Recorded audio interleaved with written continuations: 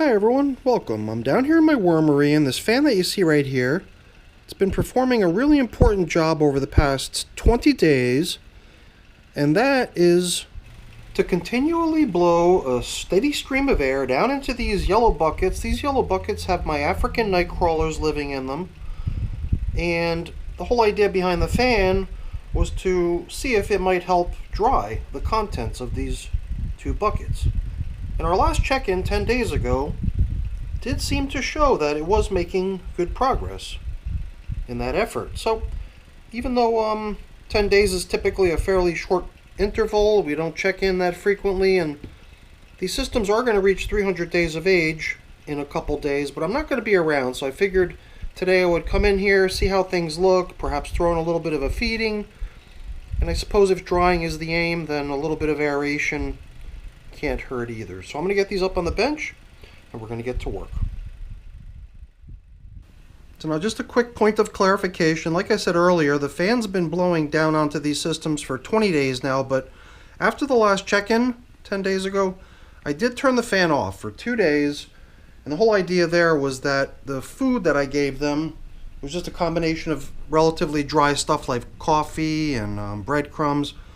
It was near the surface, and I wanted the moisture near the surface to remain a bit higher, and I wanted that so that the worms can be inclined to come by and feast on the food that I'd given them. So I waited a couple days in the hopes that they'd pick off all that stuff that we fed to them last time. And after 2 days I did come back and I turned the fan back on, so it's been running for the past 8 days. So technically, even though the fan setup occurred 20 days ago, the drying that we're observing in these systems as a result of it is the result of really only 18 days worth of drying. And you know, if you're a worm farmer like me and you've ever had your castings dry rapidly the way these have dried kind of rapidly, they do sometimes tend to ball up into these little clumps, and they're like rock hard. They just won't break apart. But one thing I started noticing right away as I started skimming a little bit of the material off the top was how nice the material seemed to be right below it. I mean, I am still observing chunks of stuff that's holding together pretty good, but besides the fan blowing and the application of only dry food items recently, not to mention the pretty thorough aeration of the contents of these systems during each check-in, I am starting to get the sense that perhaps we are going to see these systems dry off to a pretty good point. I mean, yeah, the stuff is still kind of holding together and is a little bit clumpy. I mean, last time I had already gotten to the point where I had even put a couple bus boxes out onto the bench. I mean, when we started checking in here on bucket number 1 last time 10 days ago, the bus box was actually out on the bench. And my intention was to empty these buckets into bus boxes so that they would have the benefit of a much larger top surface area to permit far more evaporation of the system's contents. I mean, moisture content. But it was shortly after we started digging down into bucket number 1 over here that we got the sense that somewhere between the application of dry foods and pretty thorough aeration of the material, not to mention the fan blowing, it did seem like we were actually starting to make some progress on seeing these systems kick off some of their excess moisture. So my idea here was to kind of stick to that and not change things. But the other thing we did last time was we kind of went extra deep down to the very, very bottom of both systems, and we did find some stuff at the very bottom, stuff that we've, I believe, never encountered before because we've typically not gone to the very, very bottom. So I think we were encountering some stuff that was still sort of lingering from the creation of these systems. Some leafy matter that just evidently never got the attention that it deserved. Like, look at this. It's a little handful of little bits of leafy matter,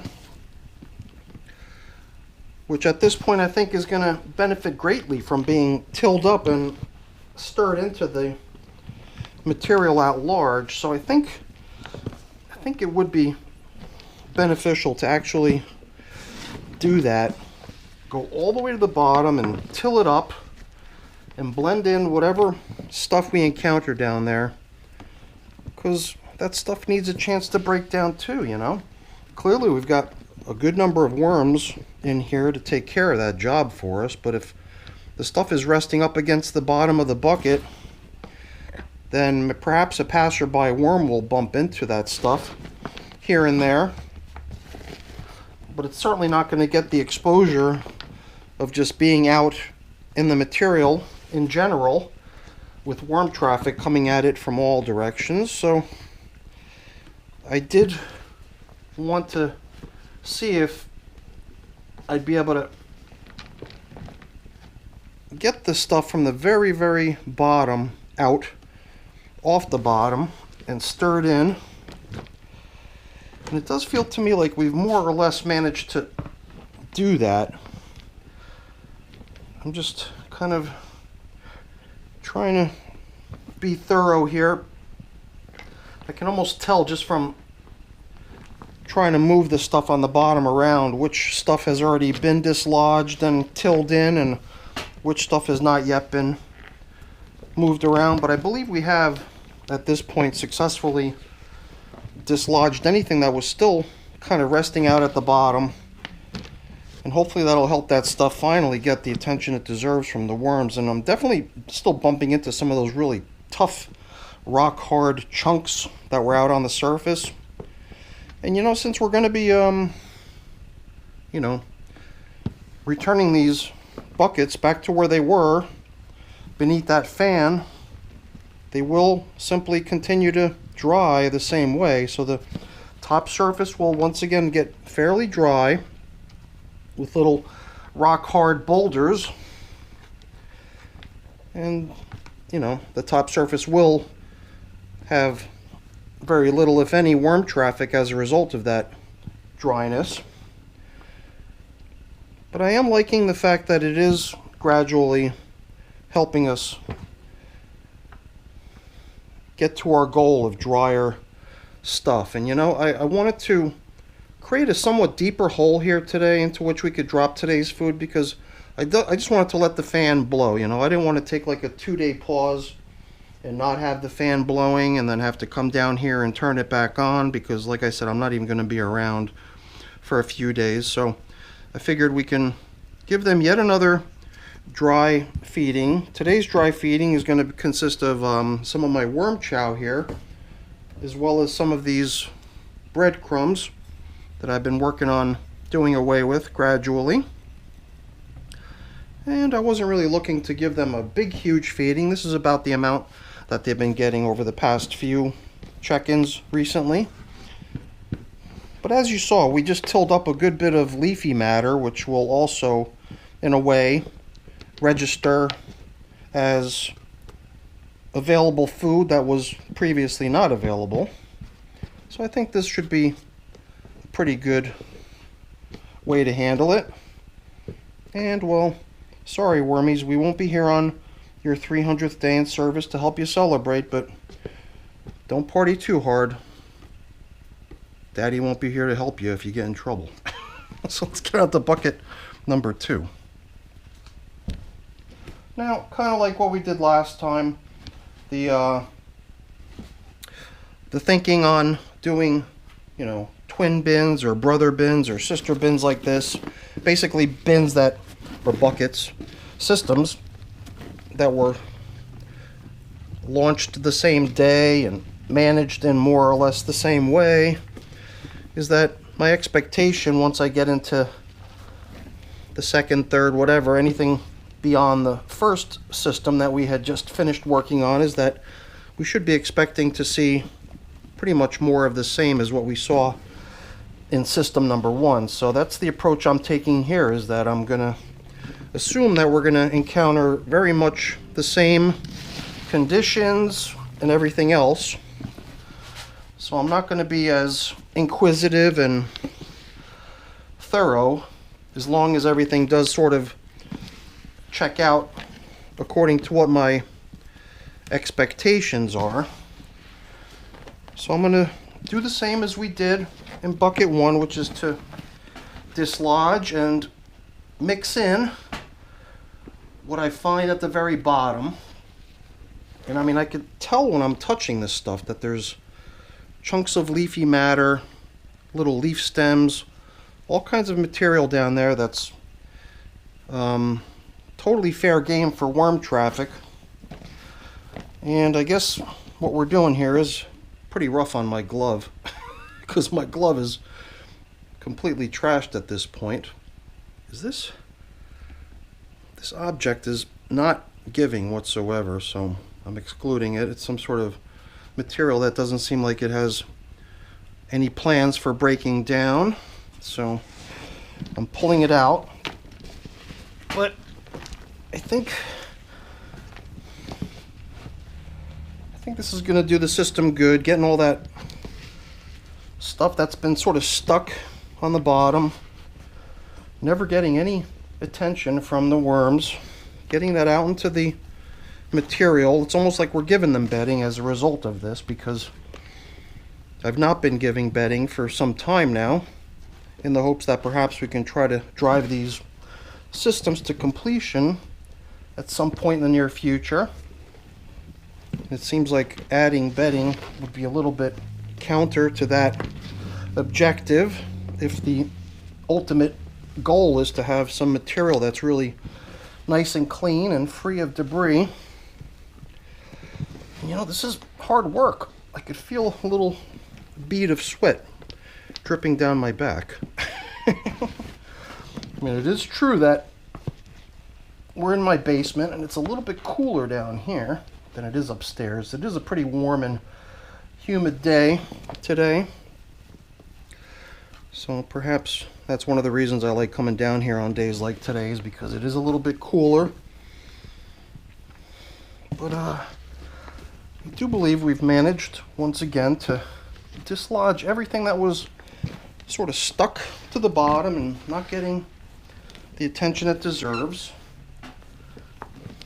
and getting that stuff into play, giving the worms a little extra material to access as a food item, perhaps not so much as a bedding item, but definitely as food substance.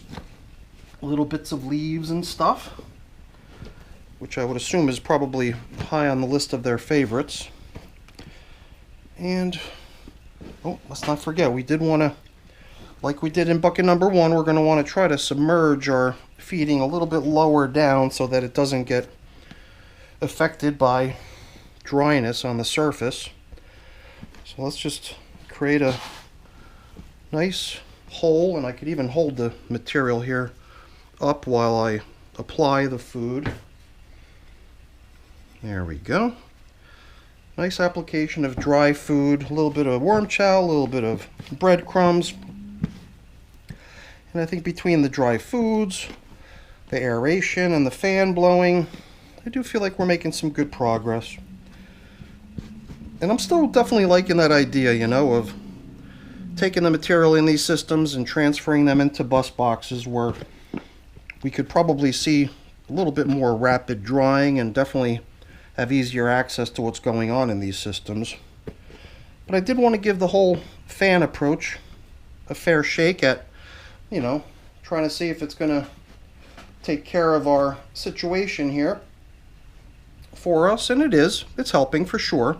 Perhaps not as quickly as we would like, but I have to admit that it does seem like it's kind of working for us. So hopefully the damage that I caused to this glove here is the only damage I caused. Hopefully my rough behavior didn't injure any poor little wormies. But it is kind of nice to see what large populations we have living in these buckets. These buckets are doing great. But that's it for the check-in, everyone. Hopefully you enjoyed it. If you did, as always, please don't forget to leave me a quick thumbs up before you go. That's always really appreciated. And if you haven't done so already, please also consider subscribing to the channel. That's very much appreciated as well. All right, everyone, have a great day. Thanks for watching. Bye now.